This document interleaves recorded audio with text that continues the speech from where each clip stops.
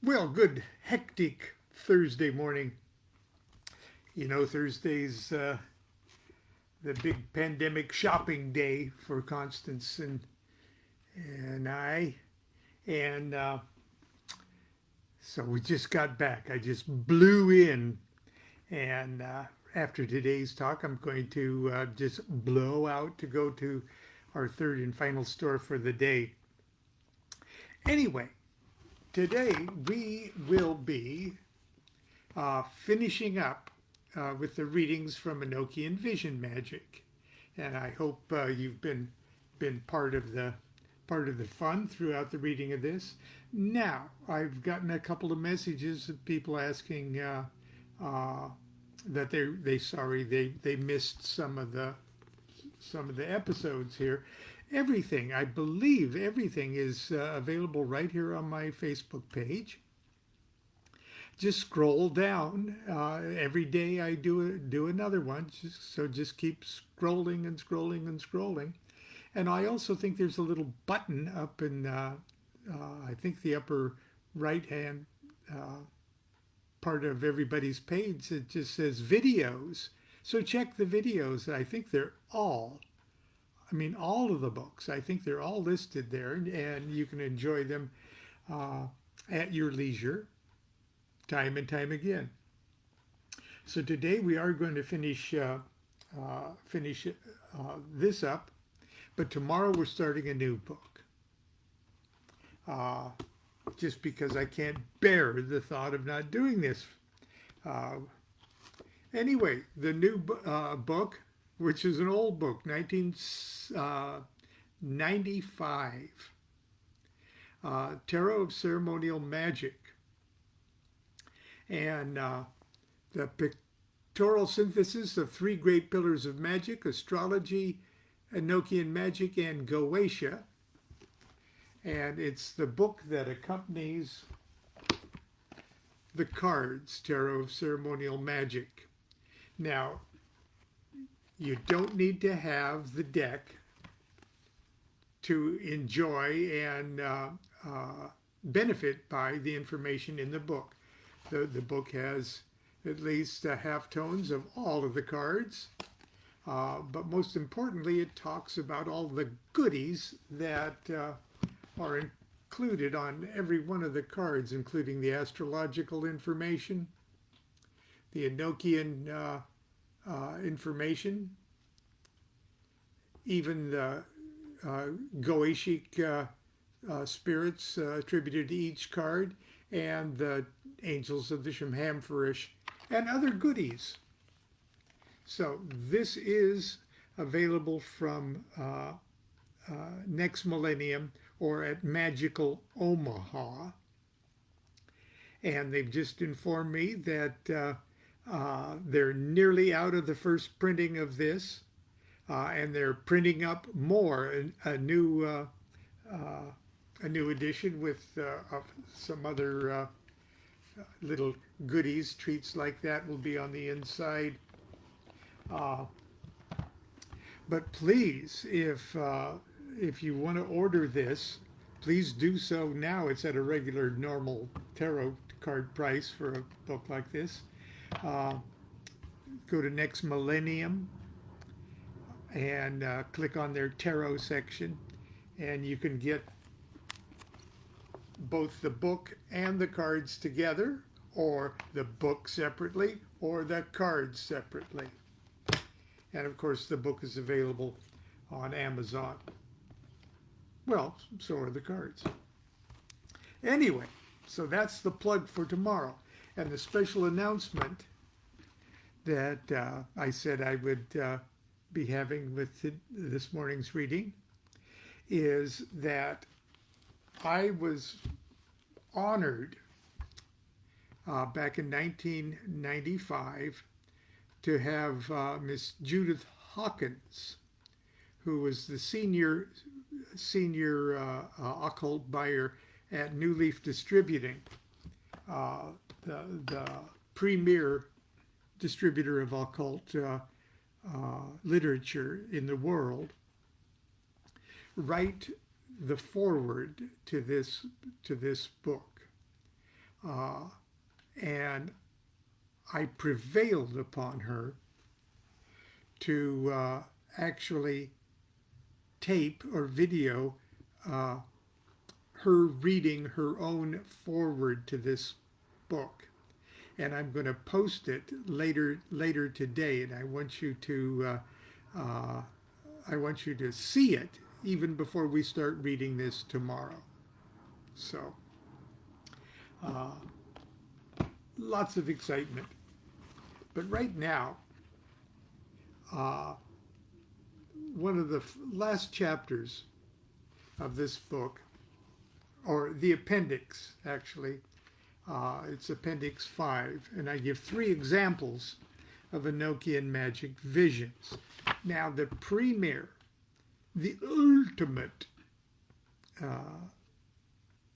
piece of literature that talks about Enochian visions is Aleister Crowley's own The Vision and the Voice, where he it's a marvelous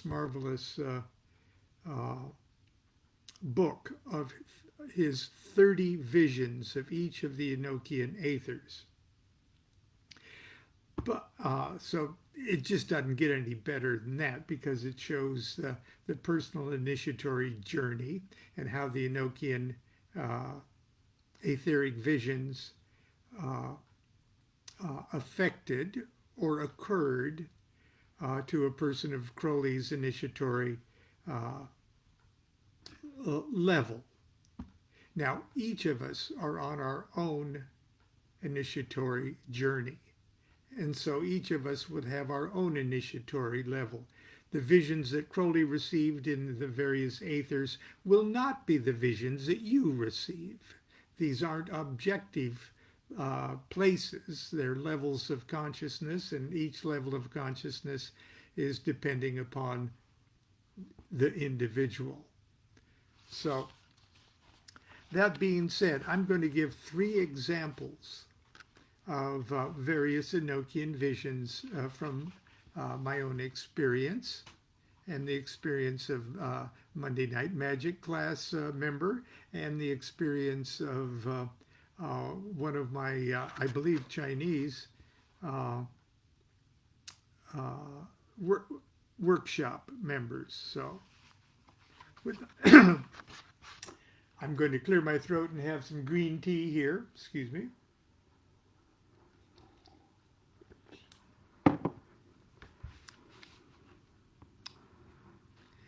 Three examples of Enochian vision, 3 examples of Enochian magic visions.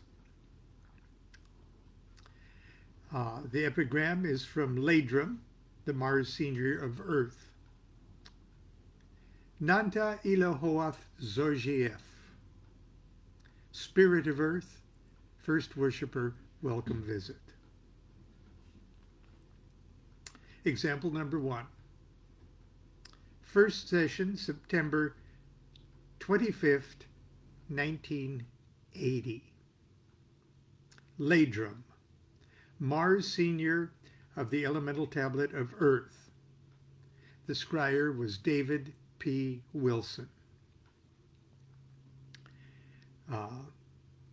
In just a couple of years, we would all know David P. Wilson as the occult author, S. Jason Black. Our first evocation session, I decided that we would work as Dee and Kelley did. This is me talking. One person would act as seer and one as operator. The seer would recite the appropriate call, receive the vision, and communicate it during or after the session. The operator would banish, open, and close the temple and question the seer. I would be the operator, but I didn't know who in our little class would be the first to sit in the visionary driver's seat.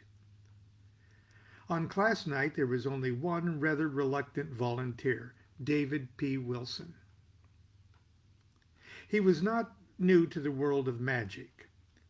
In the years leading up to his affiliation with our lodge, he sat in with a host of magical groups and workshops in Los Angeles, upon whom he later heaped scorn and ridicule because of their inability to show him, quote, real magic, unquote. He was the boldest member of the class, also the most impatient and sarcastic. I could see the Enochian class going down in flames on opening night because David, the curmudgeon, once again, quote, saw nothing. He had done none of the preliminary Enochian work with the rest of the class. It's just the way he was. He hadn't painted a set of tablets or studied any of the calls. Still, he was our only volunteer. I can't recall why, but I decided we'd try to contact Ladrum, the Mars senior of the elemental tablet of Earth. In the spirit of better safe than sorry, we placed the Earth tablet in the south, Capricorn, Cardinal Earth, and enclosed the entire class in a circle cast with a clothesline cord. I banished with the rituals of the lesser and greater pentagrams and hexagrams, then opened the temple and invoked the hierarchical names as indicated in Crowley's Liber Hinoch. David was seated on the floor at the southern edge of the circle, just inches away from the Earth tablet. Leaning against the wall behind the tablet was a huge cardboard version of the elemental tablet of Earth that I placed there for the other members of the class to focus upon. I turned on the tape recorder and gave David a copy of the call to read. I sat down behind him while he read it aloud. He did rather well considering he had never read it before. When he was finished, he closed his eyes, took a deep breath. Nothing happened. I asked him to read the call again. He did so, and after only a few seconds, he said, I have a landscape. I see a landscape. I was relieved beyond words. What does it look like? David proceeded to describe in surprising detail a desert vista of flat, trackless, white crystalline powder stretching to the horizon. He actually said it looked like a desert of cocaine. Great columns of volcanic rock towering over the plain broke the monotony of the scene. Between the columns, the ground was pockmarked with countless gaping pits. That was it. Nothing else was occurring. I asked him to read the call a third time. This time there was movement. From out of a pit in the center of his field of vision arose a black cone. He said it sparkled from the inside and upon its surface with thousands of little sparks that jumped from one star to another. I asked, is this Ladrum? David grabbed a pencil and a notepad and quickly scribbled something. I looked at what he had drawn. It looked like 4 very poorly drawn Enochian letters. At the time, it meant nothing to me. I asked for a clearer answer. Is this Ladrum? It's him. It's him. I see him. He described a humanoid figure draped in the same material which the cone was constructed. He had an egg-shaped head, but no face. His hands were like mittens. There were no fingers. He reached his arm forward toward the ground and drew a diagram in the sand in front of him. David quickly copied the figure on the notepad. It was a square, divided diagonally by 2 lines with a small circle in the lower left-hand corner.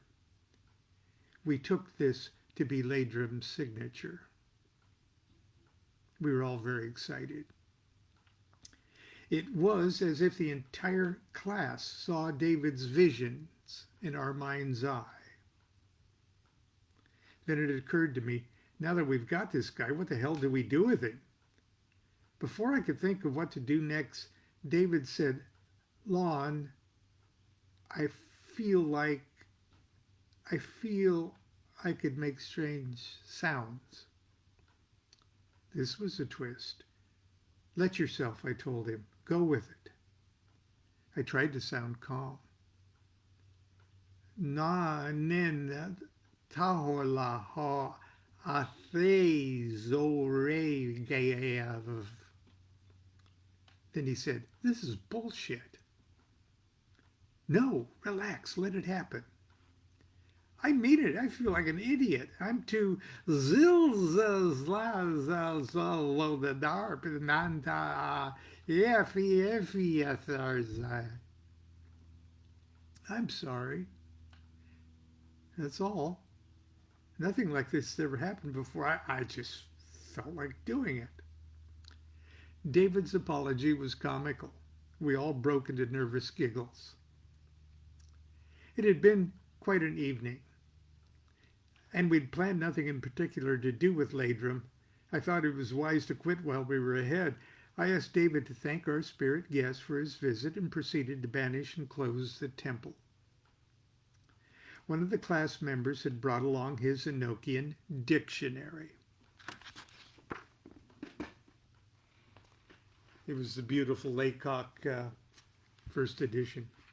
And suggested we try to use it to see if David's strange babbling actually meant something. I rewound the tape and played it back from the beginning. Everything was crystal clear right up to the time of Ladrin's appearance. Then the tape developed an irritating distortion. We joked that it was the fault of malicious spirits and expected it to soon clear up. It did not. In fact, by the time the tape reached David's babbling, we could hardly pick his voice out from behind the bank of white noise. As soon as the good stuff was over, the distortion suddenly stopped. Noise notwithstanding, after replaying the section of the tape a dozen times or more, we picked up enough of what was being said to write down 3 audible strings of syllables.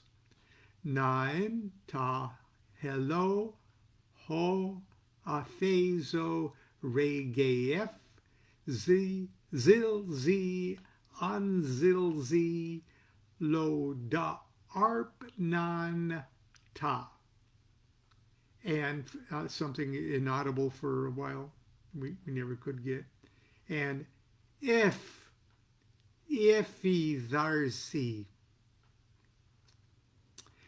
Starting at the beginning, we painstakingly played with the phonetics of each word and the word or words following, and attempted to match them with the words in a Enochian dictionary. Obviously, we weren't being very scientific, nor, I confess, very objective. This was all very exciting and romantic, and I'm sure that night we'd have squeezed some profundity out of any string of sounds. Be that as it may, it took less than an hour to break the sounds up as follows. Nanta Elohoath Zorgief, which translated neatly, Spirit of Earth, first worshipper, friendly visit. Zilzien, stretch forth hands. Zilodarp Nanta, stretch forth and conquer, Spirit of Earth. Ephitharzi, visit in peace. Needless to say, we were all very impressed. At the end of the evening, it was agreed that from now on class would meet 2 times a week to pursue Enochian magic. Sadly, David's ability to break spontaneously into the Enochian language would diminish rapidly as his familiarity with the language of the calls increased. After the 4th or 5th session, he lost the ability completely. His visions, on the other hand, became clearer and more informative and more provocative. Example number 2. This is from Monday Night Magic class, July 17th, 2006. So How many years later is that? Quite a bit. The first one was 1980. There are a lot of Monday Night Magic classes under the belt. The 29th Aether, we were scrying Rii, R-I-I. Our scryer at Monday Night Magic class was Jill Bellinger. Now, Jill is probably watching. Hello, Jill. I don't mean to embarrass you. It shouldn't. And thank you for allowing me to print your vision in my book. Okay. Enochian scrying sessions sometimes trigger emotional, physical, even sexual reactions. This is a clip from the transcription of a recording of a Monday Night Magic class scrying of the 29th Aether Rii and its governors, Vastrim, Odraxti, and Gamziam. The main scryer in this session was Jill Bellinger, one of the class's most talented seers. It demonstrates that Enochian visions need not take the form of biblical-esque landscapes and heavy magical pronouncements. I thank Jill for being a very good sport in allowing us to eavesdrop on part of this provocative session. The session started with a full opening ritual, as outlined in Chapter 1. That's the ceremony of preparation and all that chanting. Here's Jill's thing. As soon as I closed my eyes, I was pulled into a vortex, an upside down 6, and I was pulled in with another gentleman, a lover, a man, and we were instantly in sexual ecstasy, going in water in the form of 6 and just flying around. The flame was in the middle and the water was swirling around, and I was lost in that ecstasy for a while. And then I thought, no, I've got to figure out what this message is about. So I tried to push him away. Then there was laughter from the class. And I said, very drunkenly, Gumzium, where are you? That's one of the seniors. And I kept flying around the water vortex. And then I saw 2 triangles together, but 3-dimensional in sort of like, and then the tape was garbled, with 3 or 4 sides instead of 8 sides, and then 2 triangles, one split off one from the other. One on top, one on the bottom, and the whitest parts were together, and I was standing in the middle. And it was like the floor and the ceiling were separating and apart. And I looked down, and the floor was split into 4 parts, not like the watchtowers, more like pyramids. One was fire, water, air, earth, and I was stuck. Then it was stuck back together, and I was swirling with the vortex again. I said, fire creates, but water solidifies, unquote. And the 2 pyramids went back together. And I was with this lover again, floating around, and I was like, quote, okay, okay, unquote. Laughter from the class. And Jill then says, I'm still kind of hot. More laughter. Okay. Finally, example number 3, public workshop. July 22nd, 2006, 30th Aether, Tex.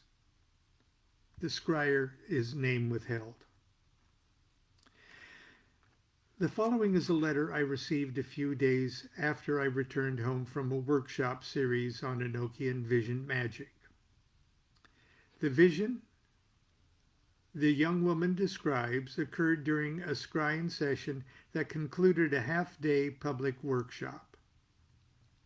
She, like most of the attendees at this event, had never performed Enochian magic before. After I had outlined the brief history of Dee and Kelley's adventures and the fundamentals of Enochian magic, the entire class took part in the ritual and chanting of the ring, the lamen, the holy table, the sigillum, and the table of Nalvich, the opening ceremony. It's awesome to hear a room of 100 people chanting the chant. Over their two-part chorus of the Table of Nalvich words, I recited the 19th call to penetrate the 30th Aether text. That's a low one. That's the lowest one. Here is her experience. Hi, Lon. Thanks again for making the trek here last weekend. I learned a lot more than I expected to, which is why I'm writing you this. I didn't get a chance to talk to you about things I did when you led the class foray into Enochian Aethers. And initially I was hesitant to become, because of the rather personal nature of some of it. But after talking to my brother about it, I realized I should tell you. In fact, he insisted I do so, so here goes. We had just finished chanting the Holy Table, and you indicated we should close our eyes while you continued chanting and just follow the images that came to us. Initially, I got not images per se, but random geometric shapes in dark shades of purple and green, and mostly pyramids and pyramids of one color in front of the squares of a slightly darker shade. I realized that I was falling forward, swiftly down a triangular corridor filled with a dark purplish haze, with occasional lighter purple flashes, like falling through layers and layers and layers, whoosh, whoosh, whoosh, with something spinning all around me at the same time. Then I realized I wasn't going down anymore, but rising, still through this triangular purple infused corridor, whoosh, whoosh, whoosh, till the spinning and I began to feel my heart pounding like it would burst inside me. I felt dizzy and slightly nauseous. And when I thought I couldn't stand it for another moment longer, I stopped, speeding forward, and the purple mist cleared, and I was standing on a grassy plain, almost a hilltop, that rose slightly upward in front of me. I realized that the whole thing that had been spinning seemed to be the petals of an enormous flower, a lotus perhaps, and that the hillside on which I stood was contained within its perimeter, like a low wall going around it.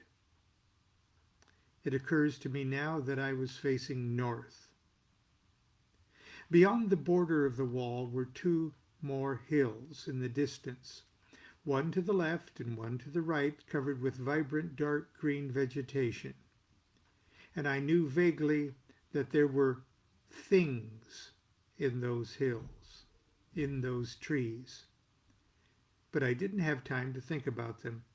There were 4 pillars that stretched up around me at the outside edge of the wall, and as I watched, a pyramid rose up out of the hillside in front of me, or perhaps more simply, I moved swiftly up the hillside toward it. It wasn't large, maybe only 1 or 2.5 stories high. It was 4-sided and made of a smooth golden brick or stone.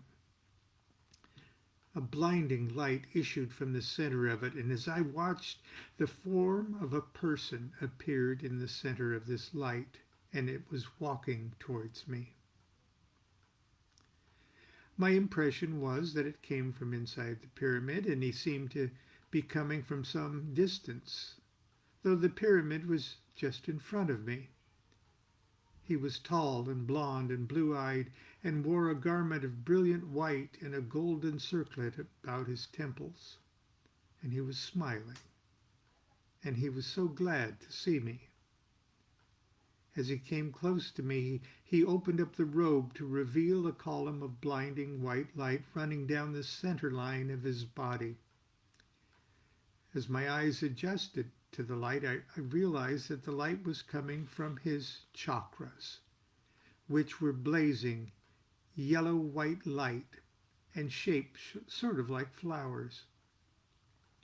I realized that my chakras were also blazing, and the light from his heart chakra leapt forward in a thin white-yellow tongue of flaming light and entered my heart chakra. Then his throat chakra flamed and leapt into mine, and then all of them at once seemed to, and that the blazing sharing of chakras, of chakra light, continued for a few blissful, amazing moments. He held his hands out in front of me, palms facing toward me, and I placed my palms against them, and the chakras in our hands blazed with white light and fire for a moment. Then he took my hands and pulled them straight into his chest, so that I held his heart chakra in my hands. And then he indicated that I should put his heart chakra in my chest. I was amazed that he would suggest that, and slightly hesitant, but he was insistent, and together we thrust it into my chest. I was stunned at the force of the heat of the union of our two heart chakras. Then he gestured to his throat chakra, and again I took his chakra in my hands and lifted it out of him and into myself with another flash of heat. Then I lifted out his third eye chakra, then his solar plexus chakra, then his hara chakra. I reached next for his root chakra and realized that in my hands it had become a huge golden phallus. And as curious as in the curious logic of dreams, there was only one obvious way to integrate that into myself. I mounted it. And at the same time, I reached up and removed the crown from his head, symbolic of his crown chakra, and placed it on my own head. At the same moment, the phallus slid into me and the universe exploded. It wasn't sex, it wasn't copulation, it was union. I was perfectly with and within him, and he was perfectly with and within me. It was bliss. It was light. It was perfection. I heard his voice in my ear saying, "You are she in whom all things are received. She in whom all things are created. She in whom all things are possible. All life is yes. Love is no. Know that you are she." At about that moment, I heard your voice saying something about looking around for landmarks that would help me remember this place. And I laughed to myself that I wasn't likely to forget this. You said something else about bringing back a sign or a key or a talisman from this place, something to know and remember it by that would help me return. And I pulled back slightly from this being with a wordless question, and his answer was to withdraw from me. And he ejaculated into my outstretched hand a liquid golden light that turned into two glowing golden diamond crystals that sank into my palms and disappeared as I watched. Then your voice said it was time to return, and without another word or glance between us, I was whisked up and away, coming back into awareness of my body with a nauseating thud, my head spinning, my heart pounding painfully. You started asking us questions about what we'd seen and where we'd been, and I was too nauseated and out of breath to answer, but was amazed to hear my classmates describing similar imagery. Lotuses, columns, towers, pyramids, though no one else seemed to have experienced anything close to what had passed between me and that other being, or at least no one was admitting to it. I sat there in a haze, listening to them, thinking about my own experience and waiting for my heart to quit pounding, my stomach to stop churning. I must have looked pretty stunned because my husband asked me if I was okay, and all I could initially articulate to him as he looked over at me was, "What the just happened?" to me. We broke for dinner at about that moment, and I realized my opportunity to share with the class had passed. But I still wanted to tell you about it, and of course my husband. We had driven separate cars that day, so we met at the house before going to the restaurant, and there at home I told him. He stared at me while I told him about it, saying that was pretty amazing, but I'd better not say anything about it in front of the class as a whole. That was way too personal, and just to lay it out there that way. He suggested I call my brother, that he'd be able to decode it for me, and he would definitely be interested. I agreed, but thought at the same time that I really should tell you, but I wanted to do so in private. We went to dinner and then to the meet and greet with the class, but I held back. There were always too many people around. Perhaps now, after reading my account, you understand my hesitancy. Because, to be honest, I wasn't sure how to begin. I was still unsure of myself, unsure of how to confess to someone I had only just met under his direction that I experienced a union that was way more than sexual with someone who was apparently a being of light, a resident of the angelic realms, and also not sure of what that said about me. But I knew who would know what it all meant, and so as soon as I got home on Sunday, I called my brother and told the whole story to him. He was jubilant, congratulatory, awestruck, and then he asked me, "Well, what did Lon say when you told him?" I had to admit that I hadn't been sure of what or how to communicate it, and had been further stymied by my husband's reaction to it. My brother was incredulous. How could I not have shared that vision with you, of all people who would understand and sympathize with my bewilderment at it? I should have told you everything, he insisted. I agreed and promised I would write you, and so here we are. My brother was curious to know which of the aethers you had us reading from. It was the 30th aether. And I couldn't remember. My husband thinks that you said we were only going to push ourselves up one level or a level. And my brother thinks I went farther than that and said you might recognize which one. There were things about the place I recognized from dreams. It's a place I've dreamed my whole life but never consciously remembered until now. I'm not unaccustomed to visions and vision quests, but this was unlike anything I had ever done before. My body's reaction to it was visceral. I crashed hard and then came back from it. I continued to feel the physical after effects for several days, kind of a recovery from a bad acid trip.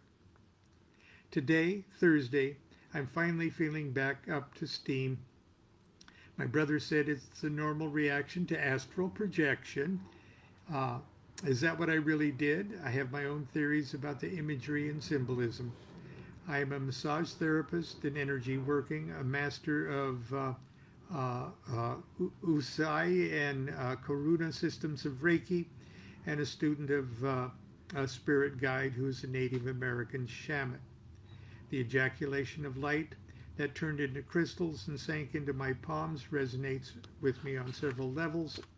I think one possible meaning is that it was a gift to use in my healing work. I can tell you that all this week, whenever I've turned on the Reiki or used one of the symbols, the chakras in my hands blaze with heat. My patients have actually commented on it. In fact, they're heating up right now just thinking about it. My brother didn't exactly discount my idea about it, but he said there was a lot more mystical significance there than I realized, or that he should even talk to me about, until I talk to you.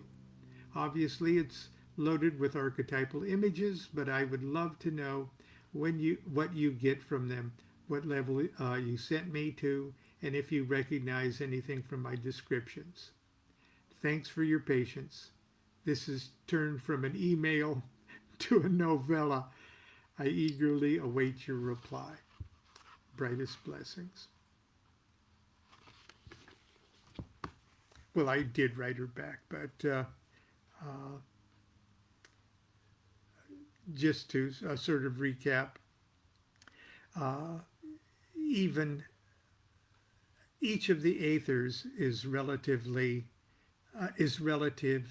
to each individual who is scrying. So you can have the profoundest experiences even in the lowest of the aethers. And you can have the most seemingly undramatic and unremarkable visions even in the highest. It's all dependent upon and relative to and important to your own personal level of initiation or levels of consciousness. And that's it for Enochian Vision Magic. This has probably been the longest class. Constance is really mad waiting for me to take us to the store. So anyway, tomorrow we're starting Tarot of Ceremonial Magic. If you are a tarot person or know tarot people who would be interested, you might want to alert them. And a little later today, which will be prior to tomorrow's thing, I'm going to post Judith Hawkins Tillerson's wonderful foreword to this book. I'm going to post the video right here. So please check in later today. Continue to be good to yourself. Be good to each other. I hope you've enjoyed this book. Do what thou wilt shall be the whole of the law. Love is the law. Love under will.